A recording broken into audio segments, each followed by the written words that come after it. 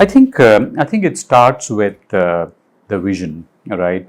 As long as there is a linkage between business vision is and how my performance gets rated, then there is a good marriage between these two.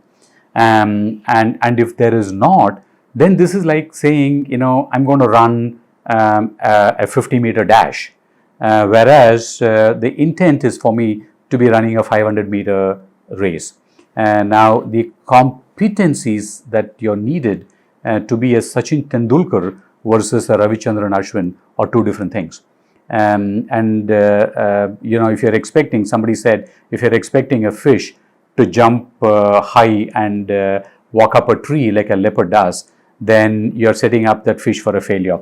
So I think performance management is that.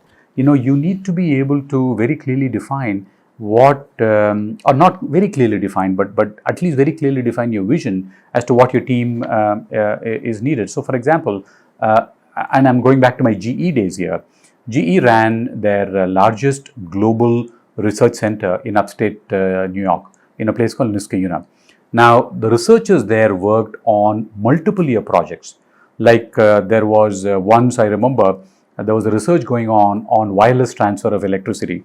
And so I was in this facility at Niskayuna, and one of these researchers was saying, Raj, I want you to walk from this end of this room to the other end of the room. And I said, what do you mean? Is this some kind of a joke? They said, no, just walk. So I walked and I came back and they all clapped. So what are you doing? No, we were actually experimenting on wireless transfer of electricity and see if this actually interferes with humans that are going. So you don't, I said, I don't want to die in New York, right? But the point was the way they managed this person's performance versus they managed the salesperson who was selling gas turbines was two different things. So oftentimes, HR leaders make the mistake of saying that this is a template of managing performance and this is how it needs to be managed. You need to do KRAs, you need to do planning, you need to have an offsite. And I'm saying, stop it.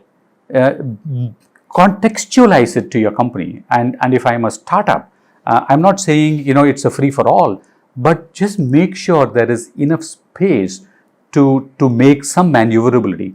Like Amit Agarwal used to very nicely say, he would say that, I am always very rigid about my vision, but I'm flexible with the way I go deliver that vision, which he meant by saying that if I had a 3-year vision, I'm rigid about the 3-year vision, but how I get there to the 3-year vision need not be as rigid as the vision itself. Unfortunately, there is no magic potion, right? There is nothing like I take this pill and it all gets better for the future. There's a lot of trial and error that works. The advantage with Amazon was Amazon.in was a startup within a larger Amazon ecosystem. But I wouldn't say the same when it was Freshdesk versus it is Freshworks today, right? So, but one thing is for sure, you need to have mechanisms and you need to have definitive performance matrices that will link back to your compensation philosophy. One thing that I've seen working well at Amazon, and I'm not sure if it works well everywhere else, is how do you link a majority of my wealth creation opportunity to the way the company performs. And as you rightly said, a big portion of my compensation at Amazon was my restricted stock units. Now, I often joke with my wife, if I were only to keep those thousands of new hired stocks that I had, which was at about $180 in 2011, and it is $3,200 today, I would be sitting in a ranch somewhere, right? But you don't have that foresight. Otherwise, I'd have been a Jeff Bezos. So, but not to kick myself back at. So you need to be able to think of what works well. So for Amazon, what worked well was their unconventional compensation philosophy. Even today in the United States, it's a very unconventional compensation philosophy. You're going to hire a senior VP from Google and say to that senior VP, you know what, your fixed pay is going to be $160,000. That's it. They would say, what are you talking about? No, that's the way it is. The rest all comes by way of how the company will work. And now they had a front-loaded package by way of year 1, year 2 bonuses. and then they had a backend backloaded processes too. But there were times, when if I'm a practicing HR leader, listening to this, you would say that, Raj, stop giving all this GAN. Tell me how do I manage it when somebody comes and tells me, you know what, I have this great offer from Amazon, and I don't want to leave, but yet it is very compelling. So you need to be able to make those decisions that are important. So at Amazon India, we had a program called Dive and Save. Now, Dive and Save is basically like this, that I'm drowning and somebody needs to really dive in and save me. Now, the point is, I'm not drowning, but my resource for the company is drowning. So they had this Dive and Save program where they would go typically do things like,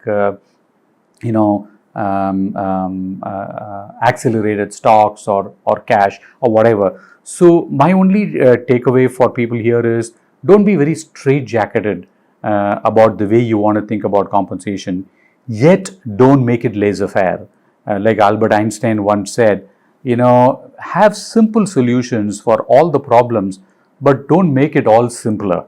Right? So it's not as though this is one or the other, but have a fairly long range process of thought in terms of how your compensation program should work. But if you need to make some adjustments in between to save a few people, don't be afraid to do that.